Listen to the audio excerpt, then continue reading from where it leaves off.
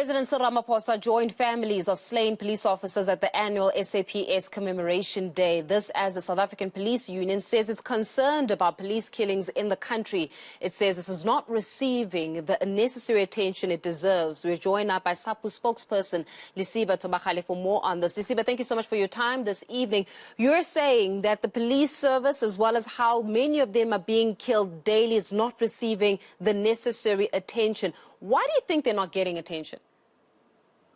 Thank you, Faith, for giving us this opportunity to be here tonight. I think it is proper for us to really bow our heads first and really in respect of our fallen heroes who were being commemorated today. And it is indeed true that from the side of Sapu, we feel that the issue of police killings is not receiving the necessary attention, because we have been calling to say something needs to be done against police killings. And that call has, it appears to be that it's a norm that police officials will just get murdered, will just get slaughtered like they are being slaughtered in our country.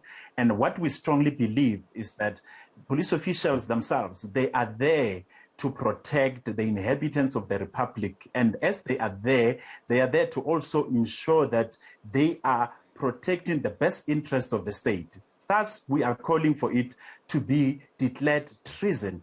When it is treason, we know that we strongly believe that it will really have an impact on our members, because as we see it, police officials are being slaughtered daily. And on the commemoration day, we come, we put the flowers there, you know, everybody talk about it for that day only. But thereafter, police officials, they keep on being murdered. As we looked yesterday, police officials were being buried because they were slaughtered whilst they were on duty.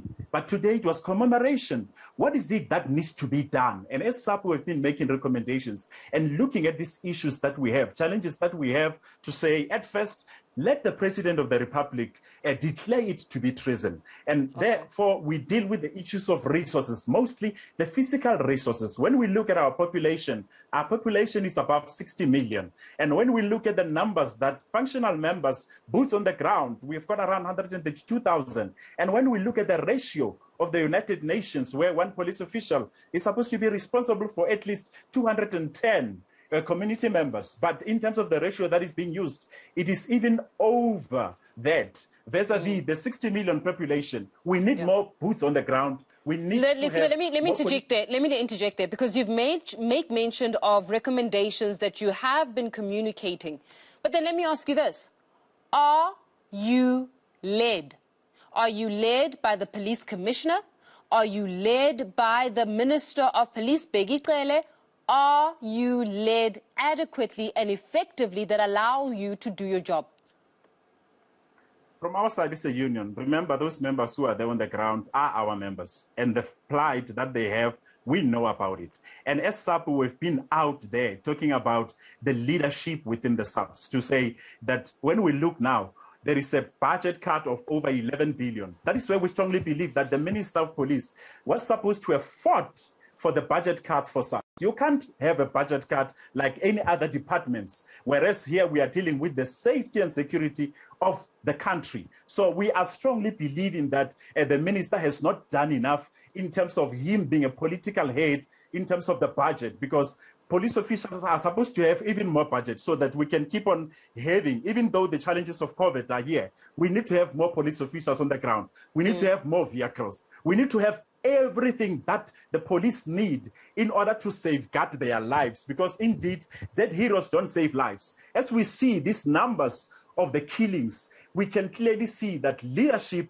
it is a problem in SAPS. So leadership from which perspective? So you've just mentioned the Minister of Police, Thobakgale, saying that he was supposed to fight for the budget. What about the National Police Commissioner? Is he doing enough work to protect the dignity, protect the lives, protect the resourcing of the police? Are you led by the Commissioner? From our side, as Sapu, remember the crime stats. Unfortunately, I'll have to revert back to something else, which speaks to the crime stats. The crime stats really showed you the high levels of crime that we have in the country. And as Sapu, we've concluded an agreement with the National Commissioner, which speaks to restructuring, which seeks to take all these resources, mostly the physical and also the human capital, from the national to where the boots are there on the ground. So the National Commissioner, we believe that he played his part in relation to our plight to try to resolve these issues, but it was blocked by the minister. So those are the challenges that we are coming across. We are saying that the leadership of SAPS needs to really look into these issues of police killings, because there are factors that lead to police killings. And we believe that the leadership holistically needs to ensure that strategies are implemented, recruitment is done, police safety, it is also ensured at all times, because police stations are being attacked day and night. In most cases, you find that there are 2 members who are doing night shift, and there is nothing they can do. So police officers, police stations, they get robbed, police officers, they get attacked. So we are saying that leadership, it is at a broader spectrum, from the minister even going to the National Commissioner. We believe that they've got roles that they need to play in order to ensure that police safety, it is enhanced day by day.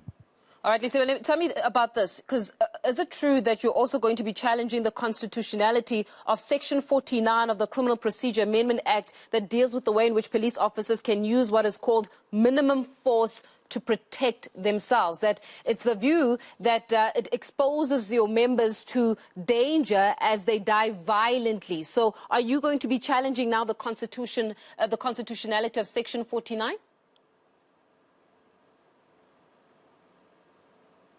Lesiba, are you still with us? Police officials, they die with...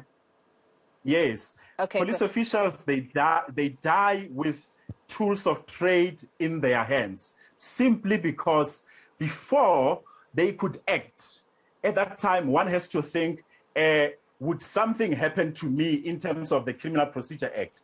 Would I lose my job? At that time, criminals take advantage of taking the lives of our police officials. So we are saying as Sapu that the lawmakers, they need to look at ways, more especially in terms of the law, that what needs to be applicable so that police officials can be protected. Because if police officials, they shoot criminals, they lose their jobs, they get charged departmentally, and they don't even receive state protection. That is indeed disheartening, because us as a union, we have to come and carry these members, whereas they were performing their duties, protecting and serving the interests of the state. So we are saying that the lawmakers need to play their role. We've been in Parliament making recommendations in terms of what needs to be done in order to curb police killings, so that we can look even in terms of the ambits of the law, that what needs to be capacitated so that police officials can execute their duties without fear nor favor, and protecting their lives before they could protect the community's lives. Lesiba, we'll leave it there for this evening. Thank you so much for that information. Lesiba Thobakgale from Sapu, they're giving us the latest on why is it that he believes that police officers continuously die in the line of duty. While still ahead for you on